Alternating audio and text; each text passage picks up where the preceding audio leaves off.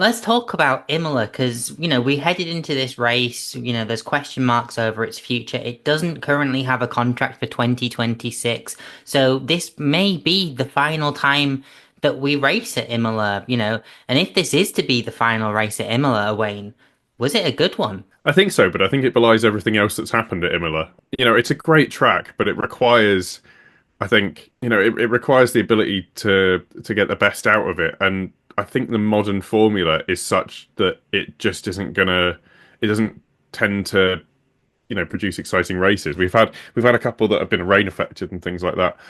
Um, and this one obviously, was interesting because of the safety car aspect that threw things up in the air. It's frustrating that we're quite possibly going to see the end of it without getting the new cars on it. Because I think, we think of the exciting races at Imola, and the one that comes to mind is obviously is that battle in 2005 between Fernando Alonso and Michael Schumacher. And I think the issue with it is that it doesn't produce sort of particularly exciting races from the standpoint of being able to play with the lines. I mean, one of the reasons that Silverstone is so interesting and often produces good races is because there are corner like you can move the car about and place it in different areas to extract more, to get the same similar lap time, but that you can still race. Whereas Imola, that a lot of the time, if you put yourself offline, you're going backwards. I mean, we saw it so many times with some of the overtakes.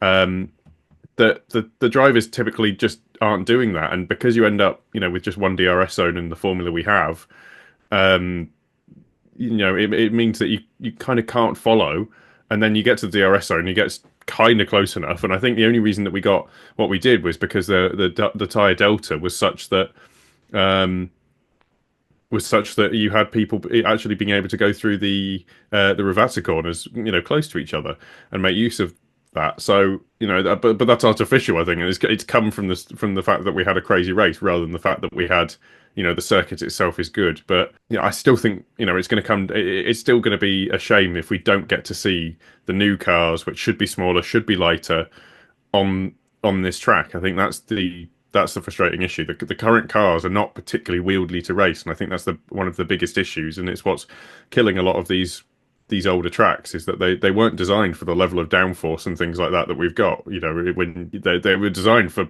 cars that didn't have that at all. I hope it's I think Imola will be remembered in the same way. It's a driver's track, and I think that's what it comes down to. But as a racing track, it's not particularly amazing. Yeah, I think it's often referred to as a driver's track because the drivers do love it. It presents that challenge. It's very retro in its sort of build and things like that as well.